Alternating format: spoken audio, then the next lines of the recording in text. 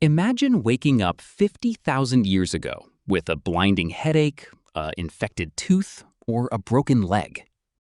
There were no pharmacies, no emergency rooms, and no doctors to call. So, how on earth did ancient humans survive sickness and severe injuries before medicine existed? The short answer is trial, error, pure luck, and a surprisingly clever reliance on nature. Long before anyone understood germs or anatomy, our ancestors had to rely on basic survival instincts. Just like animals in the wild, early humans observed their immediate environment to find quick relief.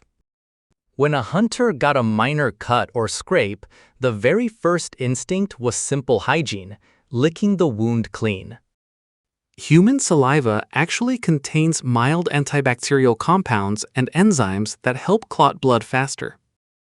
If a stick figure burned their hand on a fire, they immediately plunged it into cold river mud. The cool mud reduced inflammation, blocked oxygen from reaching the burn, and immediately dulled the pain.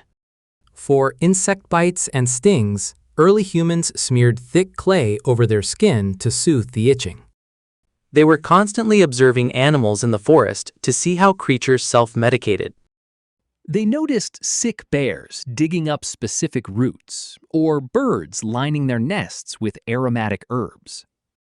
Early humans thought, if it works for the bear, maybe it will work for us too. This marked the very beginning of herbal botany through observation and brutal trial and error. However, testing random plants in the wilderness was extremely dangerous business. Eat the wrong mushroom or chew the wrong leaf, and you could die within minutes. Generation after generation passed down crucial oral knowledge about which plants healed and which ones killed. One of humanity's greatest early discoveries was the bark of the white willow tree. When people chewed on willow bark, their fever lowered and their pounding headaches vanished. Unknowingly, they were consuming salicin, the active natural chemical inside modern aspirin. Another powerful natural medicine discovered early on was raw wild honey. Ancient people realized that spreading honey over open wounds prevented terrible foul-smelling infections. Honey naturally draws out moisture, preventing bacteria from multiplying inside skin tissues. They also discovered that charcoal from campfire ashes helped soothe severe stomach poisonings. Activated charcoal binds to toxins in the stomach and prevents them from entering the bloodstream. What about severe physical injuries, like broken bones from hunting accidents? Without X-rays or fiberglass casts, ancient humans had to become primitive orthopedic surgeons. They carefully pulled the broken limb straight, aligning the bone fragments back into position. Then, they wrapped the limb in wooden sticks and tied it tight with animal sinew and clay. Archaeologists have found ancient skeletons with beautifully healed fractures, proving these splints actually worked. However, infectious diseases and mental ailments were far more mysterious to early humans. Because they couldn't see microscopic bacteria or viruses, they assumed sickness was caused by evil spirits. If a tribe member developed a violent fever or wild hallucinations, demonic possession was blamed. To cure spiritual illnesses, the tribe relied on the local shaman or medicine man. Shamans performed intense rituals involving loud drumming, rhythmic dancing, and burning aromatic herbs. They chanted spells and blew smoke over the patient to force the dark spirit to leave. Surprisingly, these rituals sometimes worked thanks to the powerful psychological placebo effect. When a sick person truly believed the ritual would save them, their body released stress-reducing chemicals. This emotional boost strengthened their immune system, allowing them to fight off real infections.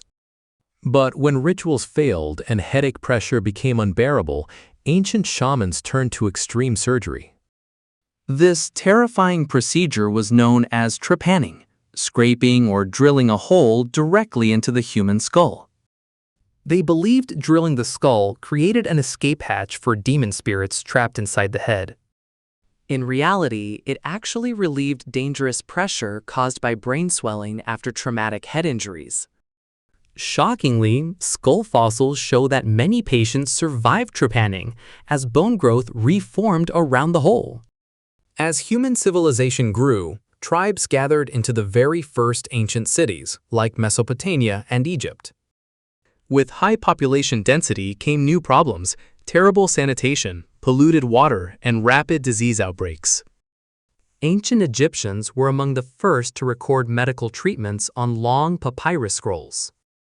Egyptian doctors were a fascinating mix of religious priests and practical, hands-on surgeons. They recommended raw garlic and onions for construction workers building pyramids to give them physical strength. Garlic contains allicin, a powerful natural compound that kills bacteria and lowers blood pressure. The Egyptians also used moldy bread to cover infected open wounds. Thousands of years later, scientists realized that specific bread molds naturally produce penicillin fungus. They accidentally stumbled upon antibiotics millennia before Alexander Fleming officially discovered penicillin in 1928. In ancient India, the practice of Ayurveda emerged, focusing on balancing bodily energies through diet and herbs. Ayurvedic practitioners used bright yellow turmeric powder to treat inflammation and skin conditions. Turmeric contains curcumin, an antioxidant used in modern anti-inflammatory supplements today. Meanwhile, in ancient China, traditional medicine developed around the concept of vital energy called qi. Chinese doctors invented acupuncture, inserting tiny needles into specific body points to balance energy flow. Acupuncture stimulated nervous system pathways, releasing natural endorphins that reduced chronic pain. Despite these clever discoveries, ancient people still made catastrophic medical mistakes.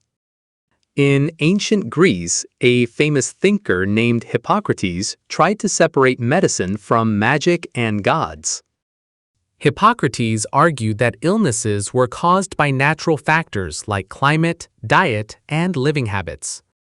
This was a huge leap forward, but Hippocrates also popularized a terribly flawed theory: the four humors.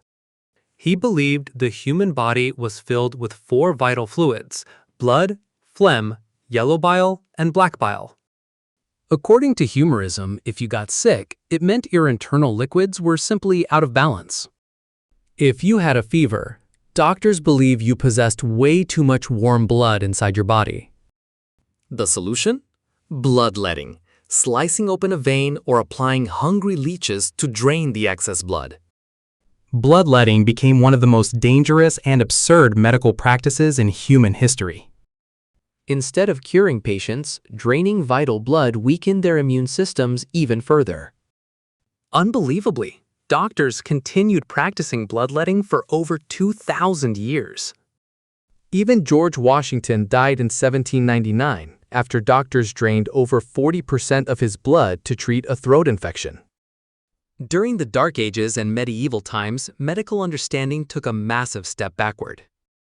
Cities were filthy, trash filled the streets, and people rarely bathed, leading to rampant infections. When the horrific bubonic plague swept across Europe, millions died with no understanding of flea transmission. Plague doctors wore terrifying bird-like leather masks stuffed with sweet-smelling flowers and spices. They mistakenly believed the disease was spread through bad air smells, known as the miasma theory. To treat internal ailments, medieval doctors analyzed the color, smell, and even the taste of patient urine. If urine tasted sweet, they knew the patient had diabetes, long before blood sugar testing existed. For severe toothaches, people had no dentist chairs, Novocaine, or sterile tools. The local village blacksmith would simply grab a pair of iron pliers and yank the rotten tooth out by force.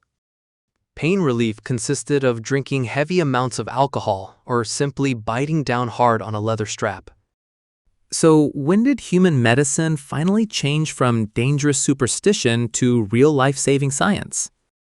The major revolution began in the 19th century with the ultimate discovery of germ theory. Brilliant scientists like Louis Pasteur and Robert Koch proved that invisible microbes cause infectious diseases. A surgeon named Joseph Lister realized that doctors were transferring deadly germs from sick patients to healthy ones. Lister ordered doctors to thoroughly wash their hands and sterilize surgical tools with carbolic acid. Hospital infection rates plummeted instantly, saving millions of human lives around the globe. Then came modern anesthesia, vaccines, sterile surgery, and mass-produced synthetic antibiotics. Looking back, ancient humans survived for hundreds of thousands of years through sheer resilience and grit. They used willow bark for pain, honey for infections, clay for stings, and splints for broken bones. They suffered through terrifying bloodletting, strange rituals, and painful dental extractions. Every bizarre remedy and painful experiment led directly to the safe modern medicine we rely on today. So, the next time you take a simple painkiller for a headache, take a moment to thank our brave ancestors.